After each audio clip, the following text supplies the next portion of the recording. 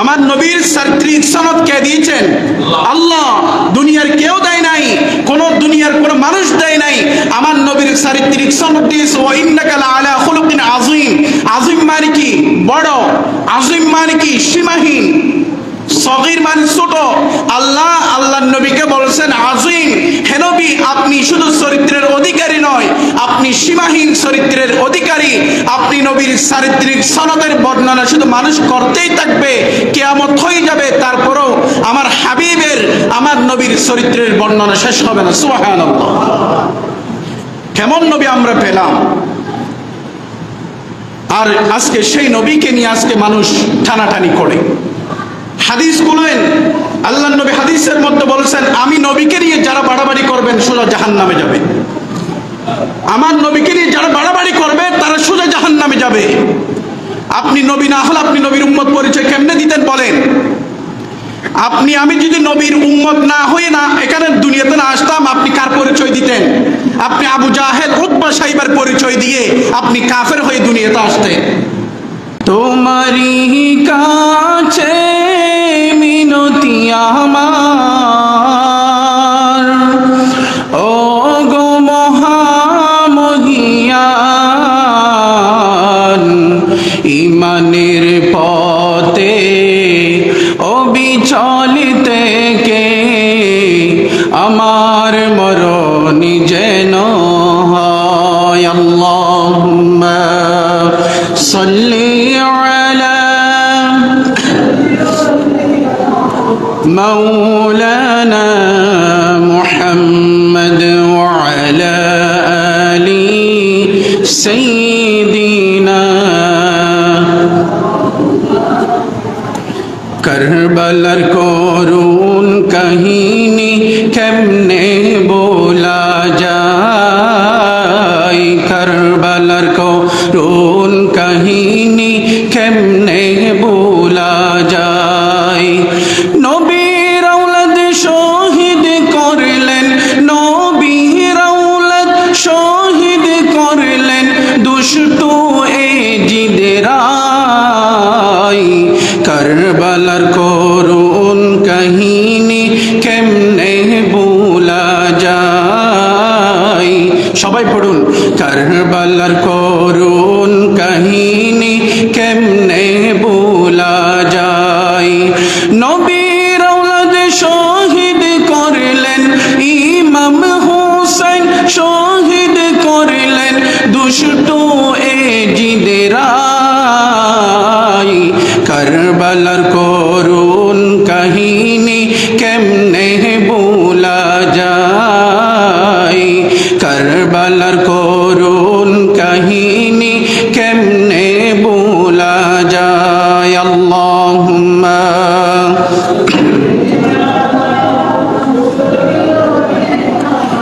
মাওলানা মুহাম্মদ ওয়া আলা আলি সাইয়্যিদিনা।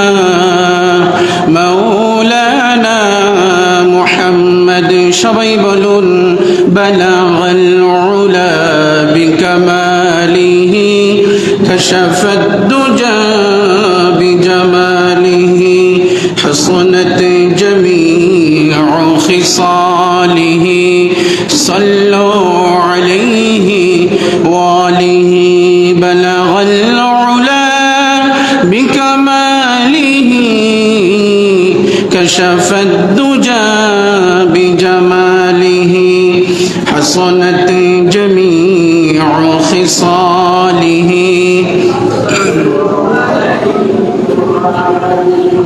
উপস্থিত সম্মানিত মুসল্লি কিরাম, মহান আল্লাহ সুবহানাহু ওয়া তাআলার দরবারে লক্ষ কোটি শুকরিয়া সুজুদ আদায় করি যে মহান রব্বুল আলামিন আমাকে আপনাদেরকে হাজারো মানুষদের কাছ থেকে বাছাই করে এমন একটি সম্মানিত মাস, যেই মাসের কথা অসংখ্য হাদিসের মধ্যে রয়েছে,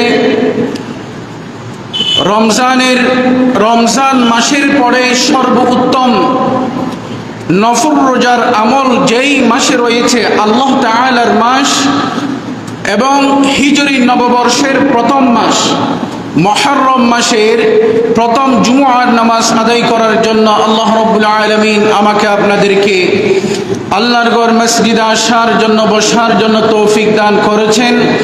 সেই মহান আল্লাহ তাআলার দরবারে লক্ষ কোটি শুকরিয়া সুজুদ আদায় করি আলহামদুলিল্লাহ। লক্ষ কোটি দরুদ সালাম বিশ্বমানবতার দূত মুক্তির দিশারি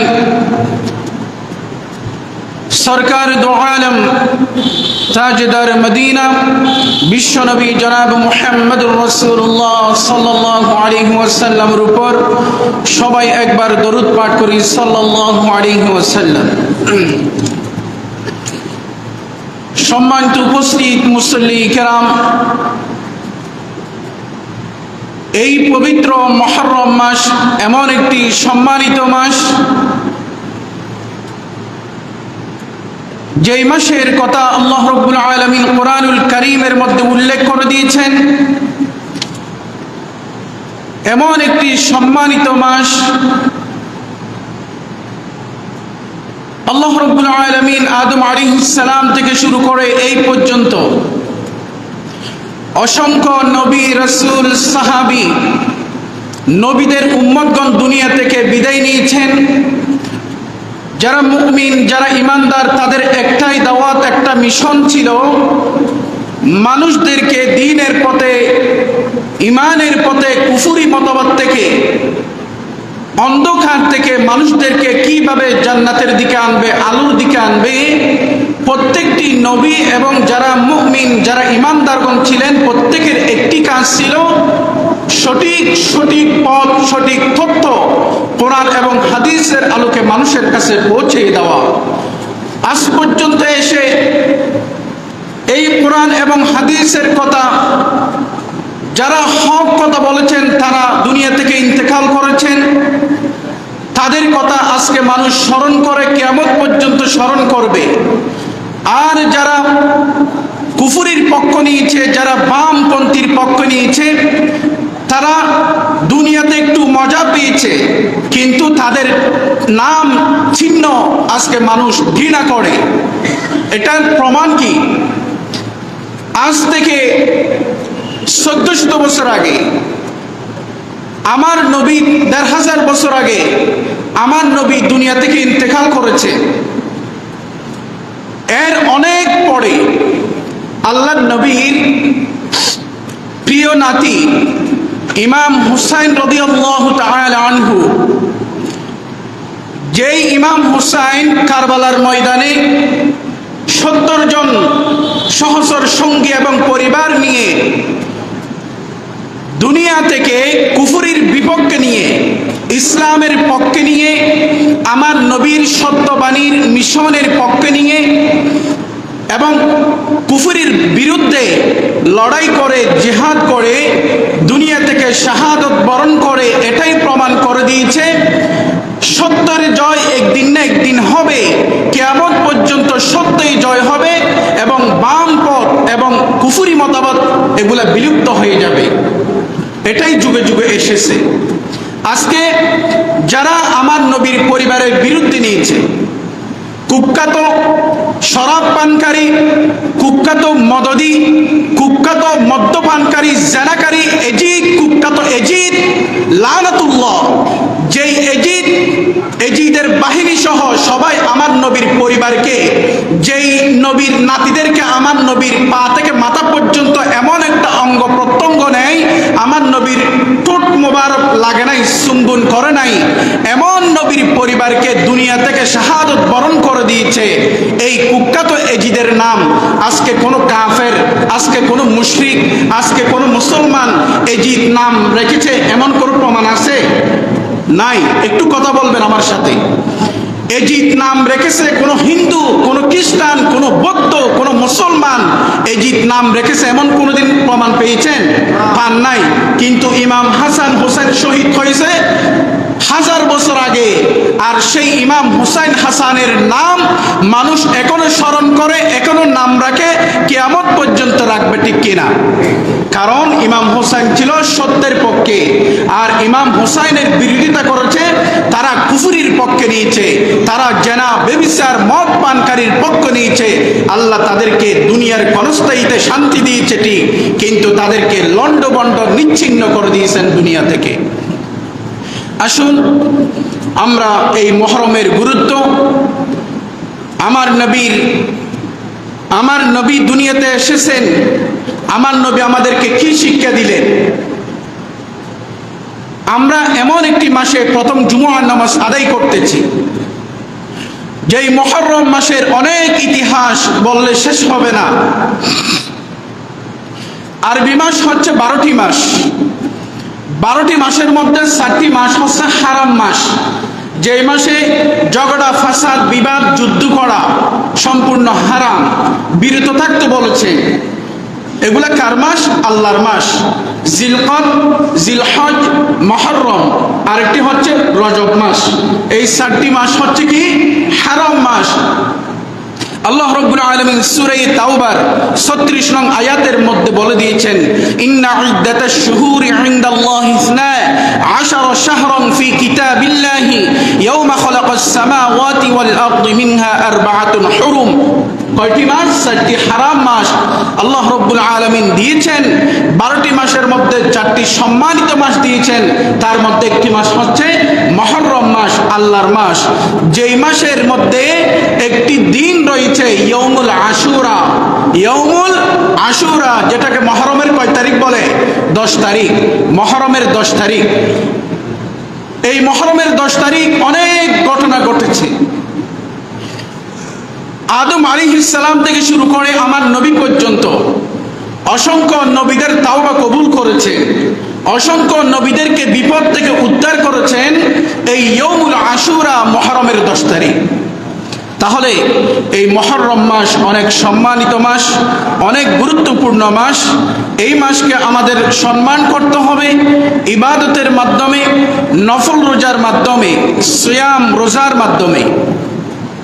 আমার নবী যুগে যুগে মানুষদেরকে কোরআন এবং হাদিসের আহ্বান করার জন্য, কিতাবের দাওয়াত দেওয়ার জন্য অসংখ্য নবী দুনিয়াতে এসেছেন। ঠিক তদ্রূপ আমার নবীও দুনিয়াতে আগমন করেছেন মানুষদেরকে জুলুমাত থেকে, অন্ধকার থেকে মানুষকে আলোর দিকে আনার জন্য। আমার নবীও দুনিয়াতে এসেছেন। আল্লাহ রাব্বুল আলামিন কুরআনুল কারীমের মধ্যে সুন্দর করে জানিয়ে দিলেন সূরা নাহলের 36 নং আয়াতের মধ্যে, ওয়ালাকাদ বা'আসনা ফি কুল্লি উম্মাতির রাসূলান আন ইউবুদুল্লাহা ওয়াজতানিবুত তাগুত ফামিনহুম মান হাদাল্লাহু ওয়া মিনহুম মান হাক্কাত আলাইহি الضلالة فسيروا في الأرض فانظروا كيف كان عاقبة المكذبين। আল্লাহ রাব্বুল আলামিন বলেন, আমি প্রত্যেকটি জাতির জন্য, প্রত্যেকটি গোত্রের জন্য আমি এক একজন পয়গাম দিয়ে, সত্য দিন দিয়ে, কিতাব দিয়ে আমি এক একটি কওমের জন্য, জাতির জন্য নবী প্রেরণ করেছি। দুনিয়ার জমিনে মানুষদেরকে যেন জুলুমাত থেকে, অন্ধকার থেকে যেন আলোর দিকে আনতে পারে, মানুষ যেন জাহান্নাম থেকে ফিরে জান্নাতের পথে যেতে পারে। যুগে যুগে আল্লাহ রাব্বুল আলামিন প্রত্যেকটি জাতির জন্য, কওমের জন্য নবী প্রেরণ করেছেন। সর্বশেষে আমার আপনার নবী আখিরি জামানার পয়গম্বর, দু জাহানের সরদার, দু জাহানের বাদশা নবী মুহাম্মদুর রাসূলুল্লাহ। সবাই পড়ি সাল্লাল্লাহু আলাইহি ওয়াসাল্লামকে আল্লাহ রাব্বুল আলামিন সত্য বাণী দিয়ে, কোরআন দিয়ে দুনিয়ার জমিনে প্রেরণ করলেন। আল্লাহ বলেন, নবী গো, এই কোরআন দিয়ে আমার বান্দাদেরকে কোরআনের বাণী পৌঁছে দাও। যারা আমি আল্লাহর পক্ষ থেকে হেদায়েত প্রাপ্ত হবে তারা জান্নাতের সোজা পথে চলে আসবে, আর যারা হেদায়েত প্রাপ্ত হবে না তারা কুফরির দিকে, তারা জাহান্নামের দিকে চলে যাবে। আপনার কাজ হচ্ছে কি? আপনি মানুষদেরকে কোরআনের দাওয়াত দিবেন, দাওয়াত দেওয়ার পর যারা হেদায়েত হবে তারা সত্যের দিকে চলে আসবে, আর যারা কুফরির পক্ষে নেবে, আপনার বিরোধিতা করবে, বুঝতে হবে তার হেদায়েত হয় নাই আমি আল্লাহর পক্ষ থেকে। এই আয়াতের আলোকে আল্লাহ রাব্বুল আলামিন যুগে যুগে নবী প্রেরণ করেছেন তাগুতের বন্দেগী পরিহার করার জন্য, দুনিয়ার মানুষের বন্দেগী পরিহার করার জন্য, আর একমাত্র আল্লাহর দাসত্ব করার জন্য, একমাত্র আল্লাহর গোলামি করার জন্য দুনিয়ার জমিনে নবী প্রেরণ করেছেন। নবীরা এই দাওয়াত, এই মিশন মানুষদের কাছে পৌঁছে দিয়েছে, মানুষদের মধ্যে সত্য মিথ্যা পার্থক্য করার জন্য। আমার নবীকেও দুনিয়াতে প্রেরণ করেছেন। আমার নবীর এই কোরআনের বাণী মানুষের কাছে পৌঁছে দিতে গিয়ে আমার নবী কত নির্যাতন, কত কষ্ট সহ্য করেছে। আমার নবী 63 বছর জিন্দেগির মধ্যে 40টি বছর এমনি চলে গেল, আর 23 বছর নবুয়তি বছরের মধ্যে আমার নবীর কাছে লক্ষ লক্ষ সাহাবায়ে কেরামগণ কালিমা পড়ে ঈমানের পথে কালিমা পড়ে মুসলমান হয়েছেন। সুবহানাল্লাহ। শুধু 23টি বছর আমার নবী নবুয়ত প্রাপ্ত ছিলেন। 23 বছর নবুয়তি জিন্দেগির মধ্যে আমার নবীর হাতে লক্ষ লক্ষ ইহুদি, লক্ষ লক্ষ কাফেররা কালিমা পড়ে মুসলমান হয়েছে। আমার ভাইরা ভালো করে শুনেন, আল্লাহ রাব্বুল আলামিন গোত্রের জন্য, কওমের জন্য অনেক নবী, লক্ষ লক্ষ নবী দুনিয়াতে প্রেরণ করেছেন। সাইয়্যিদনা নূহ আলাইহিস সালাম 100 বছর নয়, 200 বছর নয়, 950 বছর, 50 বছর কম, 1000 বছর কোরআনের কিতাবের দাওয়াত দিয়েছিল, মানুষদেরকে কিতাবের দাওয়াত দিয়েছিল, আল্লাহর দাসত্ব করার দাওয়াত দিয়েছিল। নূহ আলাইহিস সালামের হাতে মাত্র 50 থেকে 51 জন ঈমান গ্রহণ করেছে, আর সবাই কুফরির পক্ষে নিয়েছে, সবাই জাহান্নামের দিকে চলে গেছে। 950 বছর দিনের দাওয়াত দিয়ে মাত্র 50 থেকে 51 জন মানুষ ইসলাম কবুল করেছে। আর আমার নবীর চারিত্রিক সনদ দেখে, আমার নবীর মুখের ভাষা দেখে, আমার নবীর চরিত্র দেখে, আমার নবী থেকে 23টি বছরের মধ্যে লক্ষ লক্ষ কোটি কোটি সাহাবায়ে কেরাম কালিমা পড়ে মুসলমান হয়েছেন। সুবহানাল্লাহ। কেমন নবী আমরা পেয়েছি! আমার নবী আমাদের জন্য কি আল্লাহ রাব্বুল আলামিন কুরআনুল কারীমের সূরা আহজাবের 21 নং আয়াতের মধ্যে বলেন, লাকাদ কানা লাকুম ফি রাসূলিল্লাহি উসওয়াতুন হাসানা। আল্লাহ রাব্বুল আলামিন বলেন, ওহে আমার বান্দাগণ, আমার রাসূলের জীবনীতে, আল্লাহ বলেন, ও বান্দারা, আমার রাসূলের জীবনীতে, আমার বন্ধু, আমার হাবিবের জীবনীতে রয়েছে তোমাদের জন্য উত্তম আদর্শ। সুবহানাল্লাহ। আমার আল্লাহ বলেন, আমার রাসূলের জীবনীতে, আমার রাসূলের আদর্শের মধ্যে রয়েছে তোমাদের জন্য উত্তম মডেল, উত্তম আদর্শ। আজকে নবীর আদর্শ, নবীকে মডেল বাদ দিয়ে আমরা ইহুদিদেরকে, আমরা কাফেরদেরকে আমরা মডেল বানাচ্ছি, আমরা নায়ক গায়িকাদেরকে আমরা মডেল বানাচ্ছি। আজকে যুবকরা জাহান্নামের দিকে হাঁটতেছে। আর আল্লাহ বলেন, আমি আমার নবীকে গোটা সমগ্র জাতির জন্য, আমি আমার বান্দাদের জন্য আমি মডেল স্বরূপ, আদর্শ স্বরূপ আমার নবীকে দুনিয়াতে প্রেরণ করেছি। সুবহানাল্লাহ। আল্লাহ রাব্বুল আলামিন অন্য আয়াতের মধ্যে বলেন, এই আয়াতের মধ্যে বলেছেন আমার নবীর জীবনীতে রয়েছে তোমাদের জন্য উত্তম আদর্শ। আর আল্লাহ রাব্বুল আলামিন এই পৃথিবীর জমিনে কোন নবীর চারিত্রিক সনদ দিয়ে কোরআনের আয়াত এইভাবে নাজিল করে নাই। আর আমার আল্লাহ রাব্বুল আলামিন আখিরি জামানার পয়গম্বর, দু জাহানের সরদার আমার আপনার নবী কেমন নবী দেখেন, আমার নবীর জন্য সূরা কলমের 4 নং আয়াত তেলাওয়াত করে জানিয়ে দিলেন, ওয়া ইন্নাকা লাআলা খুলুকিন আযীম। হে নবী, পৃথিবীর জমিনে আসমান এবং জমিনের মধ্যে সর্বোত্তম কোন চরিত্রবান যদি কোনো মানুষ থাকে, কোনো ব্যক্তি থাকে, সেটি হচ্ছেন একমাত্র আপনি নবী। সুবহানাল্লাহ।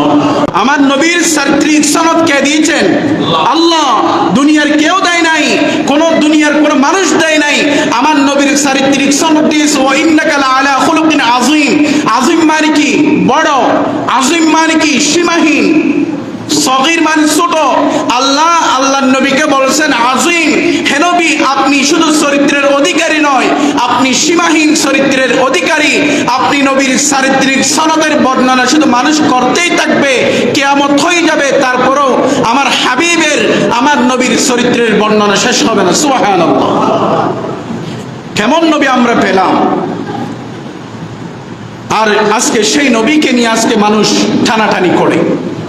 হাদিস বলেন, আল্লাহর নবী হাদিসের মধ্যে বলেছেন, আমি নবীকে নিয়ে যারা বাড়াবাড়ি করবেন সোজা জাহান্নামে যাবে।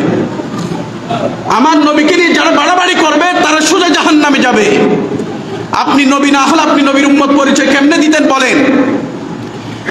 আমি যদি নবীর উম্মত না হয়ে না এখানে দুনিয়াতে না আসতাম, আপনি কার পরিচয় দিতেন? আপনি আবু জাহেল, উতবা, সাইবার পরিচয় দিয়ে আপনি কাফের হয়ে দুনিয়াতে আসতেন। আমার নবীর চারিত্রিক সনদ দুনিয়াতে কেউ দেয় নাই, আর কোন নবীকে শাফাআতের বাণী বানা নাই। আমার নবীকে শাফাআতের দায়িত্ব দিয়েছেন, আমার নবী উম্মতদের জন্য সুপারিশ করবেন। সুবহানাল্লাহ। আল্লাহর ওয়াস্তে এই মসজিদে আমার 1 সেকেন্ড থাকবো না থাকবো এটা আল্লাহর ফয়সালা। কোরআনুল কারীমের 12 নম্বর পারার 1 নম্বর আয়াত, ওয়ামা মিন দাব্বাতিন ফিল আরদি ইল্লা আলাল্লাহি রিজকুহা। আল্লাহ পৃথিবীর প্রত্যেকটি প্রাণী সৃষ্টি করার আগে আল্লাহ প্রত্যেকটি মানুষের রিজিক সহ দুনিয়াতে সৃষ্টি করেছে।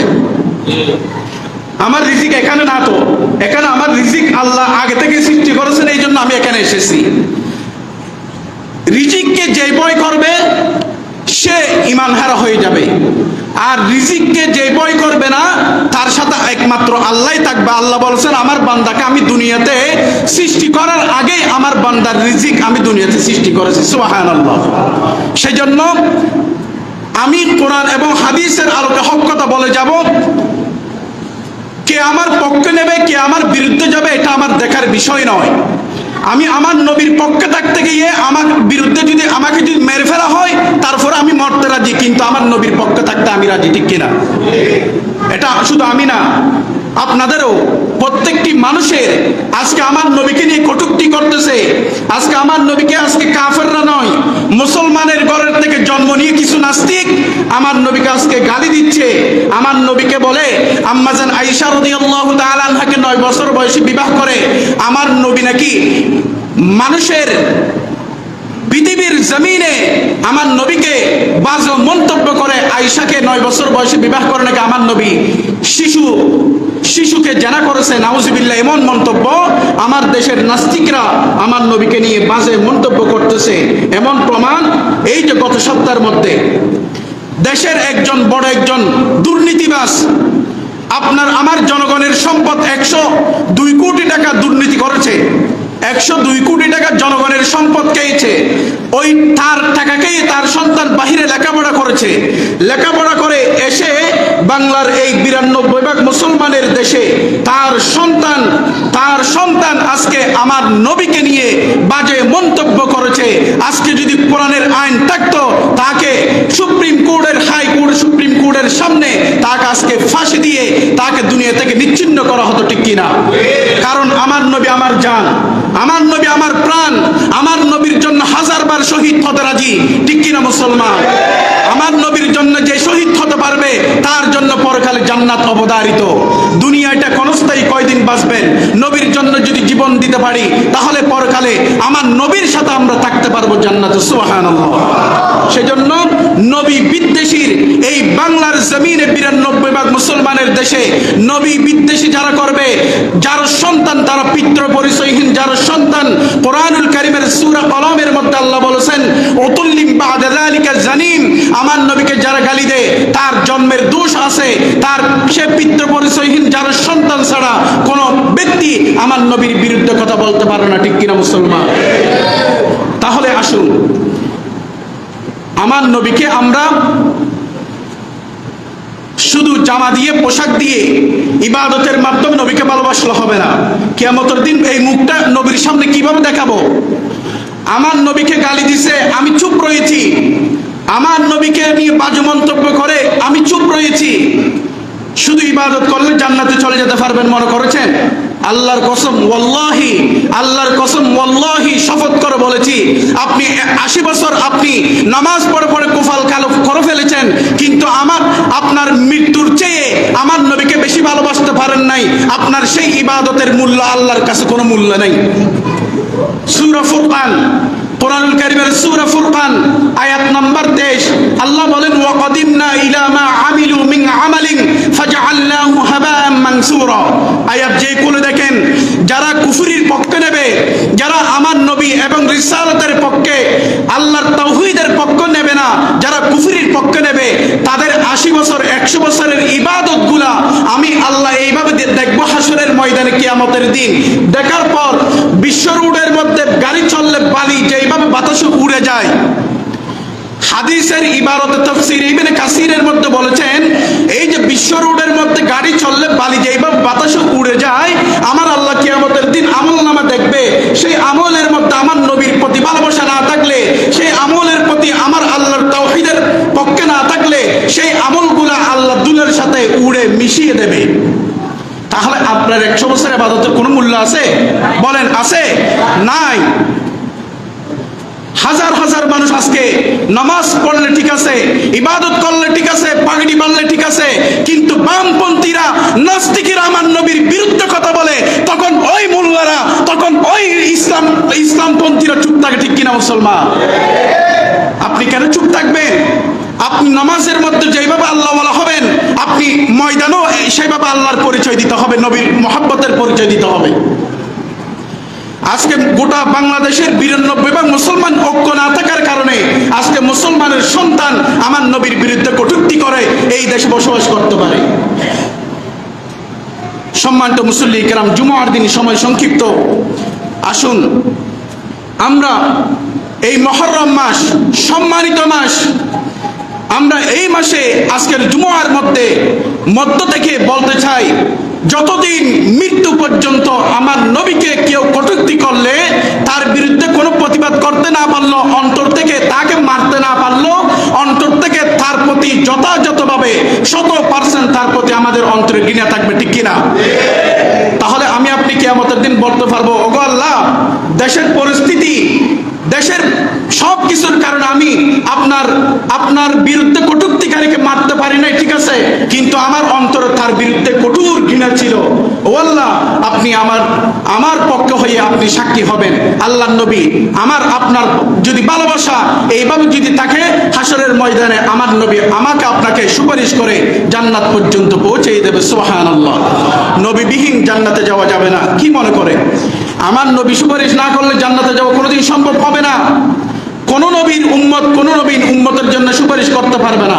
একমাত্র আখির জামানার পয়গম্বর আমার নবী আপনার গুনাহগার উম্মতের জন্য সুপারিশ করবে। সুবহানাল্লাহ। আসুন, এই মুহররম মাস, সম্মানিত মাস, এই মুহররম মাসে একটি দিন রয়েছে, এটাকে কি বলা হয়? ইয়াউমুল আশুরা। মুহররমের কয় তারিখ? 10 তারিখ। মুহররমের কয় তারিখ? 10 তারিখ। এই মুহররমের 10 তারিখের কথা আল্লাহ রাব্বুল আলামিন, আল্লাহর নবী কোরআনের কারীমের মধ্যে, হাদিসের মধ্যে আল্লাহর নবী বলেছেন, ইয়মুল আশুরা মুহররমের 10 তারিখ বনি ইসরাইলের অর্থাৎ মুসা আলাইহিস সালামের জাতির লোকেরা সবাই রোজা রাখতেছে। আমার নবী বলতেছে তোমরা কিসের রোজা রাখো?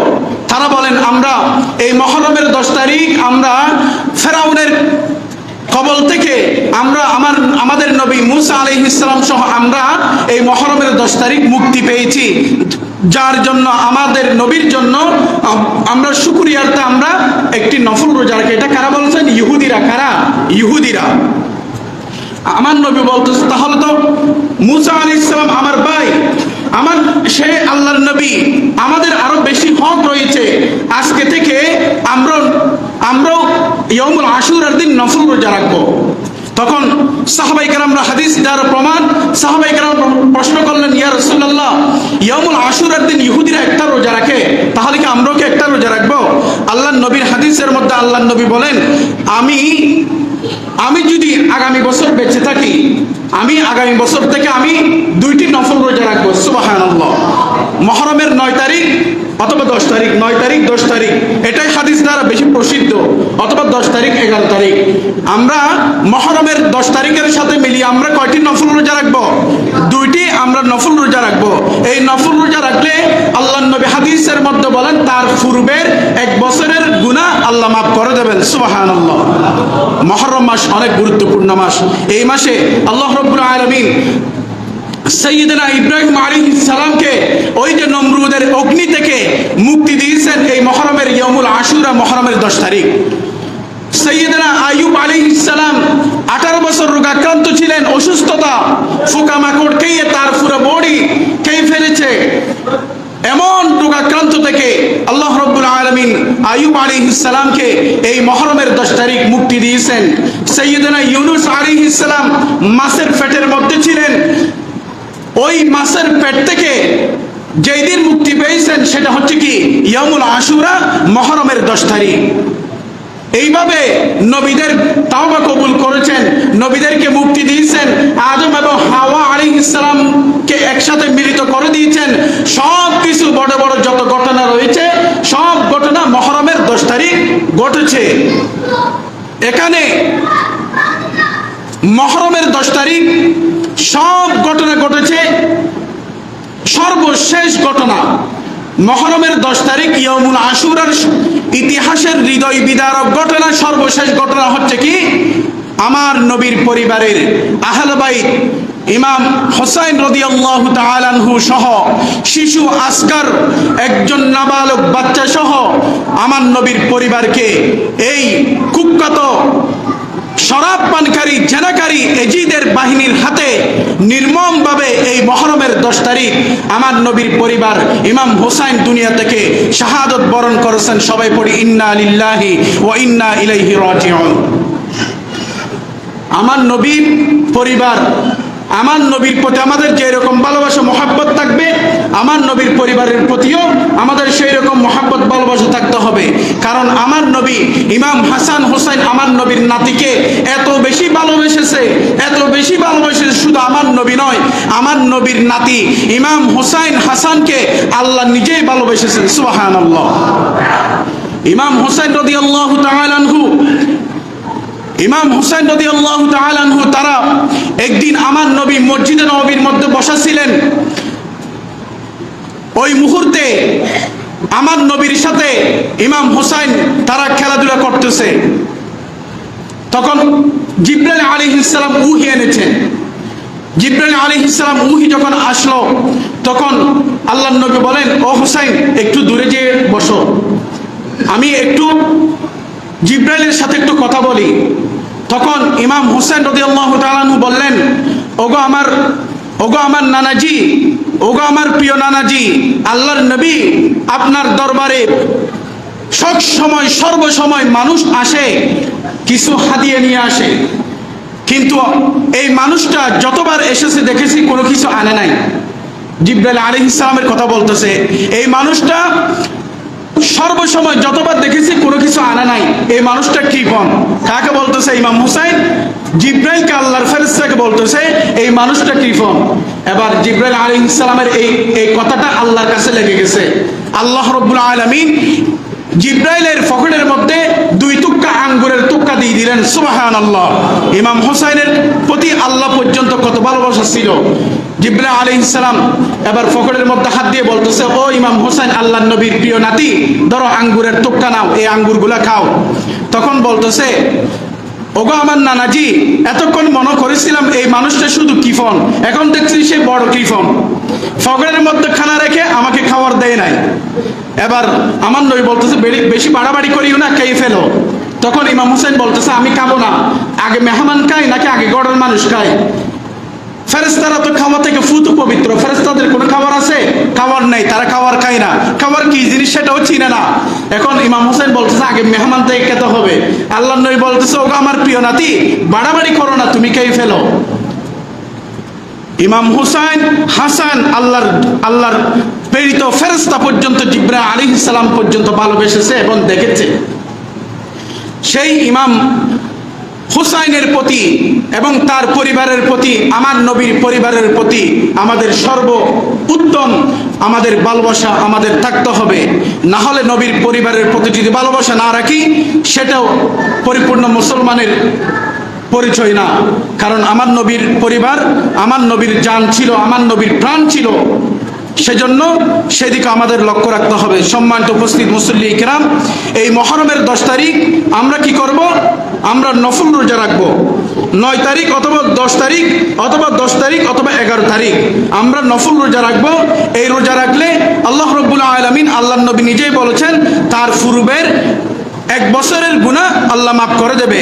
এবং এটাও বলেছেন, আন আবি হুরায়রা রাদিয়াল্লাহু তাআলা আন ক্বালা রাসূলুল্লাহ সাল্লাল্লাহু আলাইহি ওয়াসাল্লাম, মুসলিম শরীফের 2645 নম্বর হাদিস, আল্লাহর নবী ইরশাদ করেছেন, রমজানের রোজার পরে সর্বোত্তম রোজা, রমজানের রোজার পরে সর্বোত্তম রোজা হচ্ছে এই মুহররমের 10 তারিখের ইয়াউমুল আশুরার রোজা। সুবহানাল্লাহ। দেখেন আল্লাহর নবী কত সুন্দর কথা বলেছেন। এরপর বলেছেন, আফদালুস সিয়ামি বা'দা রমাদান শাহরুল্লাহিল মুহাররম ওয়া আফদালুস সালাতি বা'দাল ফরিদাতি সালাতিল লাইল, এবং ফরজ নামাজের পরে সর্বোত্তম নামাজ হচ্ছে রাতের নামাজ, অর্থাৎ তাহাজ্জুদের নামাজ। এইজন্য আমরা মুহররমের 10 তারিখ আমরা গুরুত্ব দিয়ে, সম্মান দিয়ে আমরা বেশি বেশি আমরা নফল ইবাদত করব এবং আমার রাসূলের পরিবারের প্রতি সর্বোত্তম ভালোবাসা আমরা আমাদের অন্তরে রাখব। কারণ কেন? আমার নবী বলেছেন, আমি এত কষ্ট করেছি, তার কোনো বিনিময় চাই না, কিন্তু আমি আত্মীয়তার সম্পর্ক চাই। একে অপরের প্রতি, প্রত্যেকটা মুমিন একে অপরের প্রতি সম্পর্ক ছিন্ন যেন না করে এবং আমার পরিবারের প্রতি যেন মানুষ সম্পর্ক ছিন্ন না করে, এই কথা আল্লাহ রাব্বুল আলামিন বলেছেন। সেজন্য আমাদের এই মুহররম মাস থেকে আমার নবীর প্রতি সর্বোত্তম ভালোবাসা এবং আমার যারা ঈমানদার, যারা মুমিন, তাদের প্রতি আমাদের সর্বোত্তম ভালোবাসা আমাদের অন্তরের মধ্যে আমাদের রাখতে হবে। তাহলে আমরা পরিপূর্ণ ঈমানদার মুসলমান হয়ে আমরা কবরে যেতে পারবো। সম্মানিত মুসল্লি কিরাম, কারণ নুরানির মধ্যে পড়াই, আখলিস দীনাকা ইয়াকফিকাল আমালুল কলিল, অল্প আমলে নাজাতের জন্য কি যথেষ্ট, অল্প আমলে নাজাতের জন্য যথেষ্ট। আপনি আমল করেছেন, আপনার আমলের মধ্যে লোক দেখানো আমল রয়েছে, আপনার আমলের মধ্যে নবীর মুহাব্বত ছিল না, তাওহীদের বাণী ছিল না, সেই আমলের কোনো গুরুত্ব আল্লাহর কাছে নেই। এই জন্য আমরা মুহররম মাস থেকে আমরা শিক্ষা গ্রহণ করব। আল্লাহর নবী আমাদেরকে কোরআন এবং হাদিস আমাদেরকে দিয়েছেন, সেখান থেকে আমরা শিক্ষা গ্রহণ করে আমাদের জীবন আমরা সুন্দর করব। কারণ আমরা জীবন সুন্দর করার জন্য আমরা মডেল বানাবো কাকে? বিশ্বনবীকে নাকি কোনো গায়ক গায়িকাদেরকে? বিশ্বনবীকে। আমাদের মডেল, আমাদের আদর্শ আমাদের নবী হবে।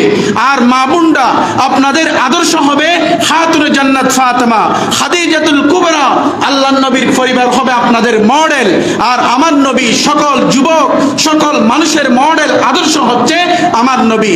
কারণ আমার নবীর আদর্শের কথা, আমার নবীর চারিত্রিকের কথা দুনিয়াতে কেউ বলে নাই, আল্লাহ বলেছেন, লাকাদ কানা লাকুম ফি রাসূলিল্লাহি উসওয়াতুন হাসানা।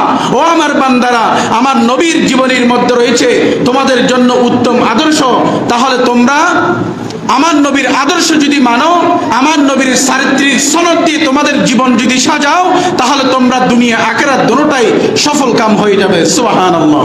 এই জন্য আল্লাহ রাব্বুল আলামিন আমাদেরকে এই মুহররম মাস থেকে শিক্ষা নিয়ে নবীর প্রতি সর্বশ্রেষ্ঠ ভালোবাসা, নবীর মুমিনের প্রতি সর্বশ্রেষ্ঠ ভালোবাসা নিয়ে আমাদের বাকি জিন্দেগি কাটার তৌফিক দান করে সবাই বলুন আমিন। এবং হযরত আনাস রাদিয়াল্লাহু তাআলা আনহু বলেছেন, আমি আমার নবীর সাথে 10 বছর কাটিয়েছি। হযরত আনাস রাদিয়াল্লাহু তাআলা আনহু বলেছেন, আমি আমার নবীর সাথে 10 বছর কাটিয়েছি। একটিবারের জন্য আমার নবী আমাকে ধমক দেয় নাই, একটিবারের জন্য আমার নবী আমাকে মারে নাই, প্রহার করে নাই। এত আদর করেছেন, এত সহানুভূতিশীল আমার নবী আমাকে দিয়েছেন। এই জন্য ছোটদের প্রতি স্নেহ রাখবেন। সবার কাছে অনুরোধ থাকবে, ছোটদের প্রতি স্নেহ রাখবেন। আপনার সন্তানকে বড় হলে আপনি শাসন করতে পারবেন না।